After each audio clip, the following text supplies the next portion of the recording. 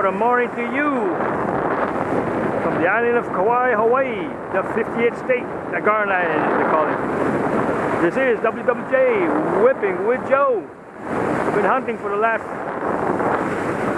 couple outings there. We went hunting in Oregon with my son-in-law. Went shooting actually. Son-in-law and my son and my daughter went to see my grandchildren, and the new one too, Alexa. Congratulations to my son and his wife Jenna here.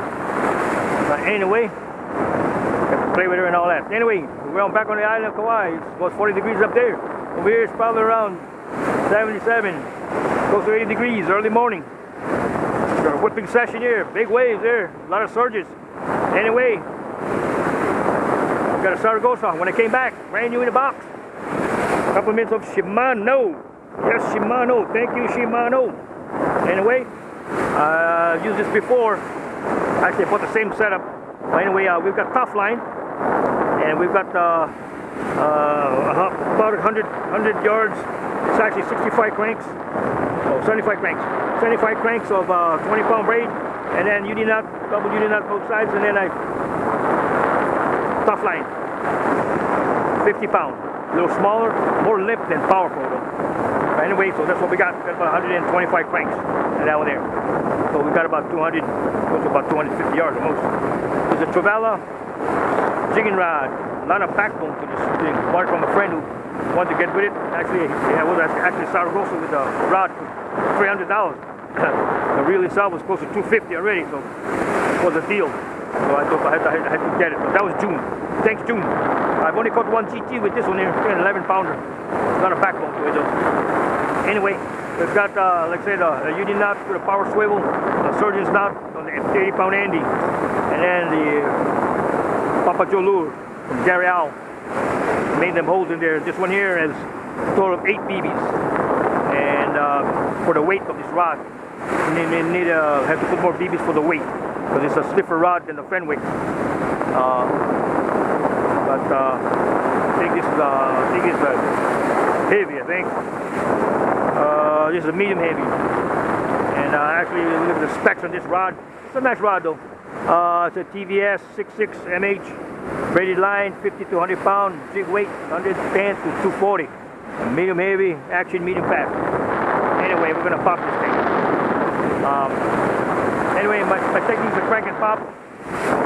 And I'll tell you how I got into that crank and pop technique. Anyway, most people get to use holding the rod. When I watch the videos, they're using it this way, one finger on the top. I normally use 3. The reason is when the fish strikes, you got more leverage with the 3 fingers bringing the rod up. With 1 finger, it's very hard to bring the rod up, so then you not in. But with 3, it's easier. So you can throw with 1 because it's higher to get to spool, or go 3. I normally use 3. And then it's a crank and pop, like I said. It's pushing and pulling with the puck hand. Crank and pop. And anyway, I started this Umilu in 2012 from Jeff Kahn. We met because I was catching moi, and he talked about Umilu. At that time, I didn't know what Umilu was. It was a bluefin trevally, and since I'm from Kauai, not all big from Kauai, but you know, I'm from the west side, and everything we caught was a pup-eel. No matter yellow or blue, it was just a pup-eel series family, and we didn't have no difference with Umilu. Anyway, he called it the F-16 with afterburners on the reef. And so that's where I got started with this challenge. I had already started earlier with a challenge with Mike Taruya on catching moi, and in 4 years I caught over 1,000 moi. And so then Jeff found me and challenged me with the Umilu. So now since 2012 I've been trying to get the record Umilu. Biggest Umilu I've caught is a 22-pounder, caught 4 that's close to 20. Or 22, 20, and a couple 18s. Mostly I do a catch and release. Don't normally keep them at that size.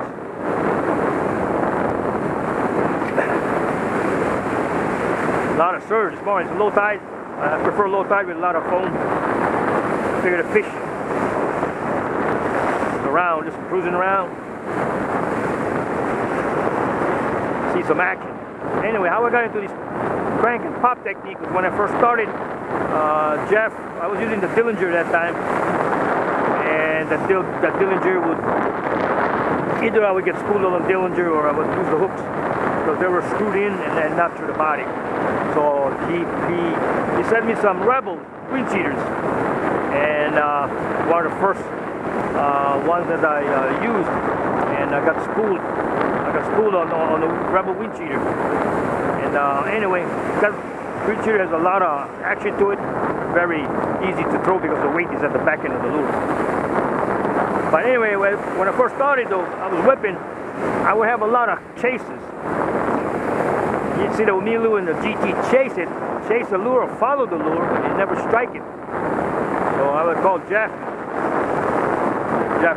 Somebody, well, maybe he wasn't hungry, or maybe we got to go and put some bait. So I started putting Ika first, putting some shrimp in the lure, and he still did the same thing. He would still chase it, they would never hit it. So I started thinking, well, you know, like, why would a fish just follow the lure and not strike it? I figured, well, it's probably because he's investigating the lure, or investigating the bait, or the fish that he wants to attack. Like being inquisitive. So I figured, well, if I do the retrieve faster, I figured the fish wouldn't have time to investigate the lure. So that started by cranking pop technique. Gives them an erratic and fast retrieve, and the fish is not enticed because it's hungry. That's its natural reaction to just hit something fast that's coming around his territory and just hit the lure. And that's what I surmised, and that's why I've been productive with my crank and pop.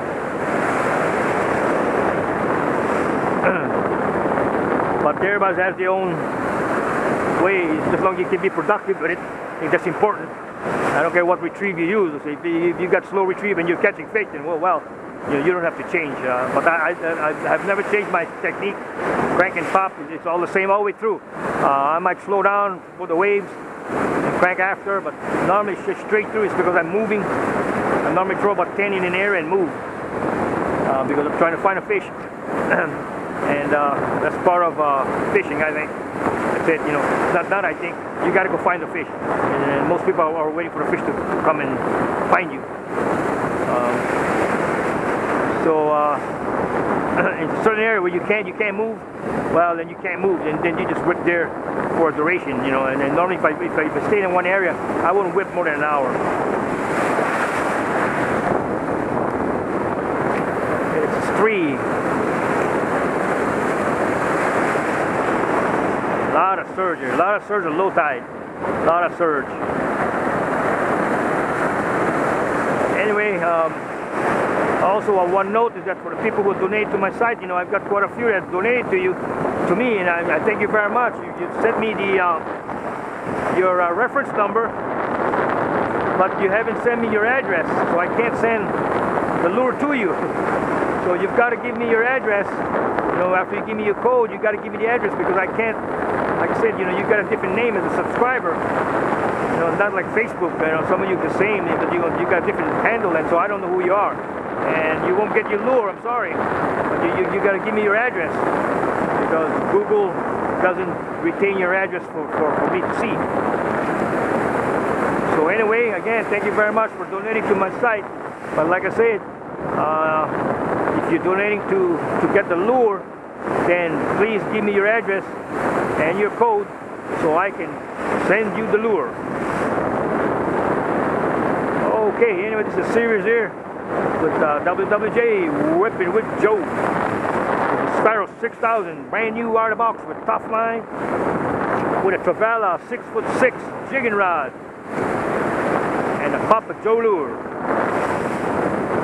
We'll see you in the next series, and maybe we can hook up here. Anyway, you have a good time fishing, and you just got to go. Again, this is WWJ Whipping with Joe from the island of Kauai. Aloha.